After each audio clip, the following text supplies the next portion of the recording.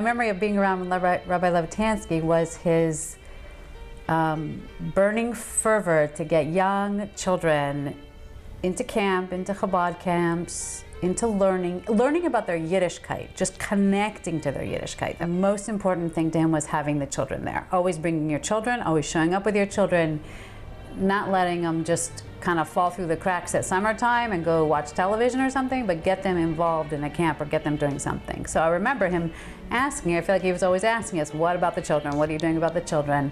What are they doing? I only have the greatest memories of the rabbi. He was warm and kind and generous,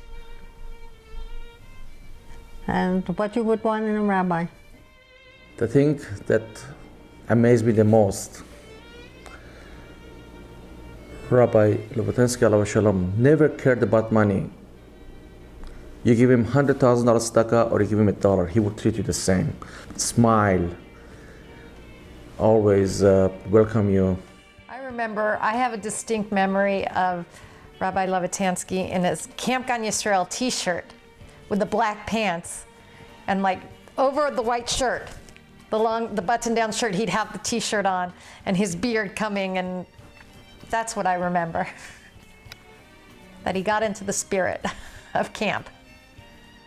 My wife and I were in Israel as part of our honeymoon, and we went to Sfas and stayed with the Rices.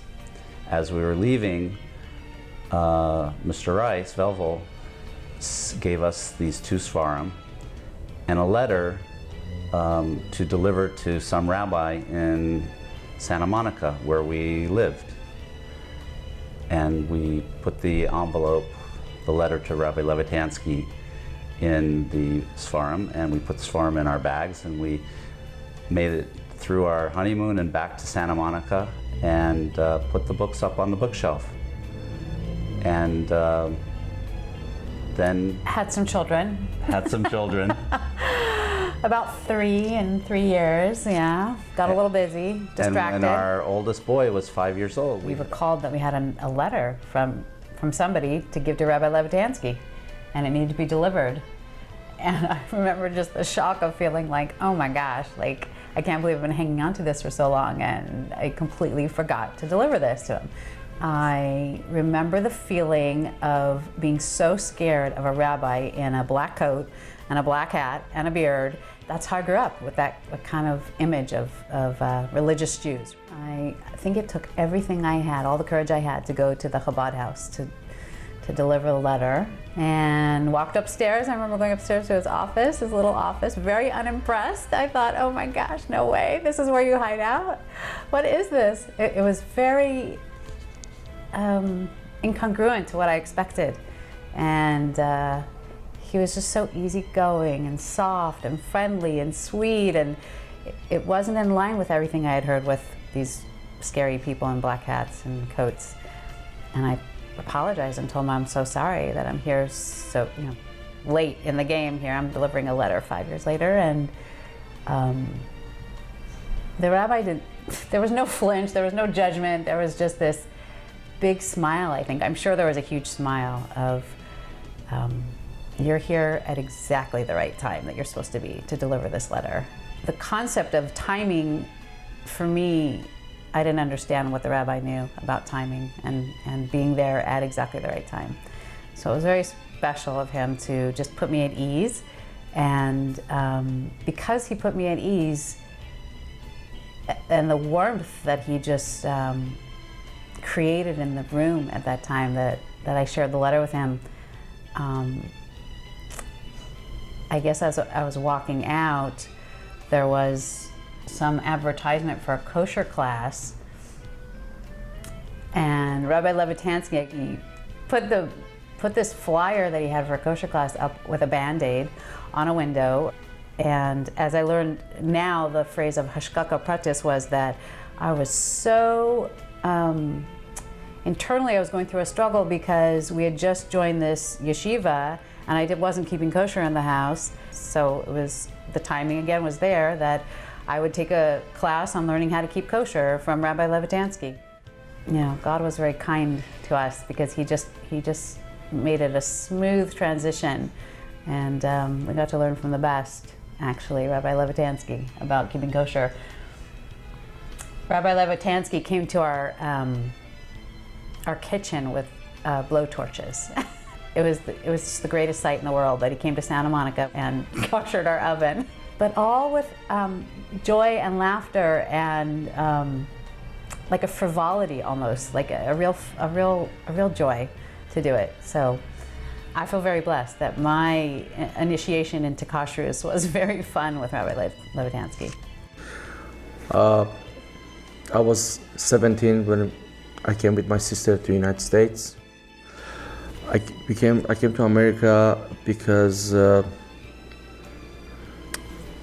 avoid army in Iran and to study in the United States, as was common for teenager to come to the United States or Europe.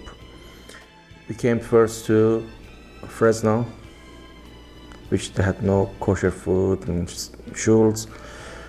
My sister used to come to Los Angeles every week to buy kosher meat, wine, and other necessary stuff because there was no Yiddishkeit at the time in Fresno.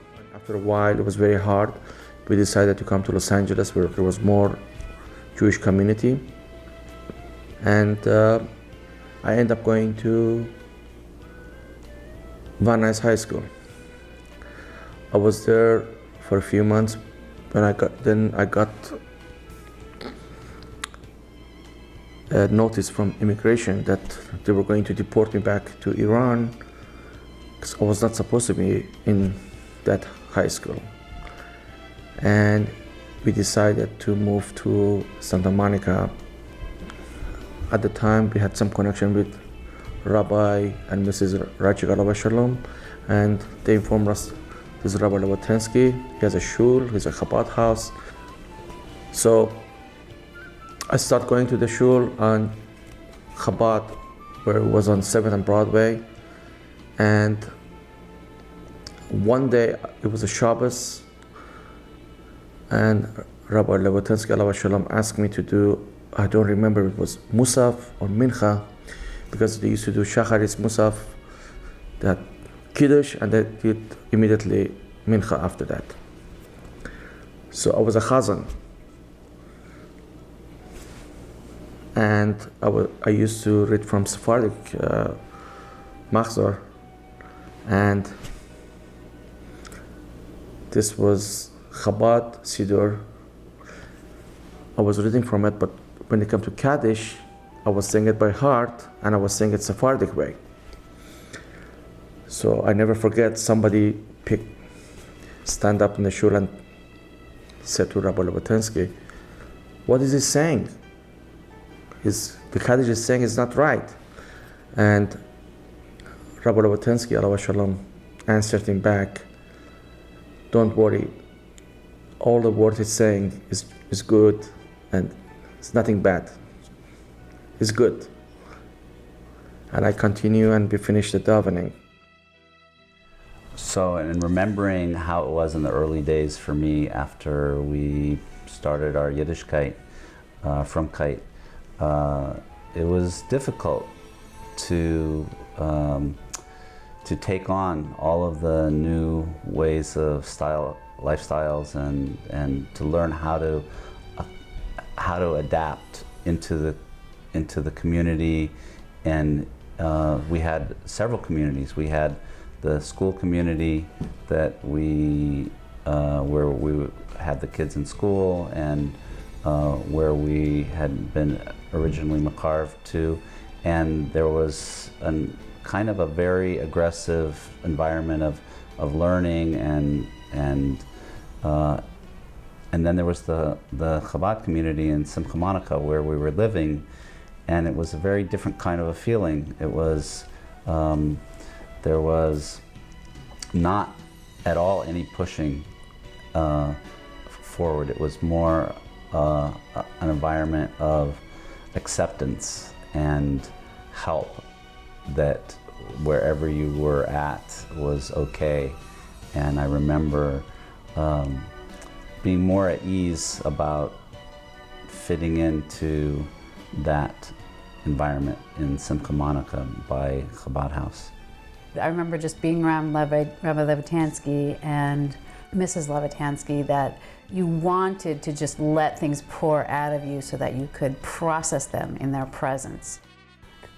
My recollection was at his oldest son's bris, where we were honored to be included, and the fabulous explanations he made at the bris, and the warmth of both he and his Rebbitzin. And of course, the crowning glory was I helped change the baby's diaper, because I had experience having had 3 boys, so it was very easy for me to show how to change the baby's diaper. The other memory I have, when we moved to Santa Monica, we were trying to get some furniture, couch, table, chairs, and I remember we went to Rabbi Levitansky's house, and he was living very, very modestly, and he had probably just a couch. I didn't see much furniture, and we spoke about we looking to buy furniture, and he said, please take the couch I have in my living room. And we said, no, we cannot take that. It's just not right. If you take, you have nothing left in the house. And we decided to just get it from someplace else. But he was nice enough to give the only couch that he had for us to help us furnish our apartment. So another memory that we have being with Rabbi Levitansky was every year at Marine Park for Lag BaOmer for the barbecue, and he was always so amazing at orchestrating the activities, and especially for the kids. The one that I remember the most is the bean hunt that the kids would always do, and our little ones would be so enthralled with that activity. Created a real sense of community, and it was a chance every year to see people you hadn't seen in a while and to really connect in such a special way with people, again with the warmth of Rabbi Levitansky, who was at the helm of the barbecue and the food, and just again, lots of joy, bringing lots of joy and simcha. You know, it's so amazing actually, because Lag BaOmer was the time when we were in Sfas. Right. When we first went to to receive the letter for Rabbi Levitansky that wasn't delivered for 5 years, we were driving up from Yerushalayim to Sfas, and we saw on the roadside there were all these people, these buses. We had no idea what was going on, and sure enough, we realized years later, oh, that was Lag BaOmer. Oh, that was Maron. Wow, what an amazing connection. So then to be in Simcha Monica and really having a sense of connection to Lag BaOmer, which to this day I think we always feel. If we miss it, we feel like it wasn't complete. In the summer of 1974, they started something called Tzivas Hashem, and I was the very first 5-star general, and I have the book that I received at the time, and it says, to Debbie Engel, Camp Gan Yisrael, Taf Mem Lamed Daled, August 1974, Mazel Tov, you are the first 5-star general in Tzivas Hashem, the army that battles only through learning Torah. And that's what I got. The other memories I have from Rabbi Levitansky is when my sister just came from Iran. She was 10 years old, and at the time we were living in Fairfax neighborhood, and my parents were still in Iran. I was very young, not working. We didn't have much money, and we didn't have money to pay for camp. Not only Rabbi Levitansky accepted my sister to go to camp for free. He used to come with a bus every day. He used to drive himself. He had a son, I believe Isaac. At the time, he was probably 10, 11 years old. And he used to pick up my sister to get to camp and bring him back all the way from Santa Monica to Fairfax, back and forth, for free. It's just unbelievable how kind, how sensitive, and how nice he was. He was a great rabbi.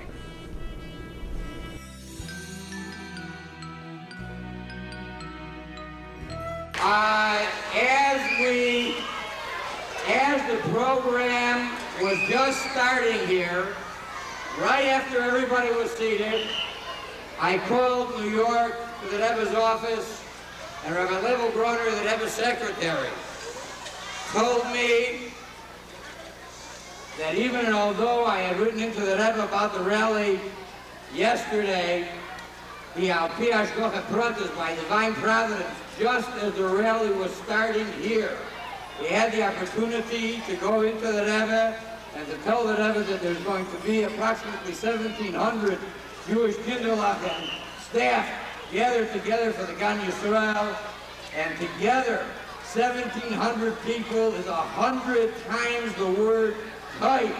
I want everybody to remember that they give it tzedakah, to make sure that they give it in the pushka. We're giving 1,700 times tight for the Rebbe's Gesund. And Hashem should help that the Refuah Shlema should be Kreva right now, and the Rebbe should take us to Yisrael, B'Bias, Mashiach, Shetenu. Levitansky is Here is a baseball cap.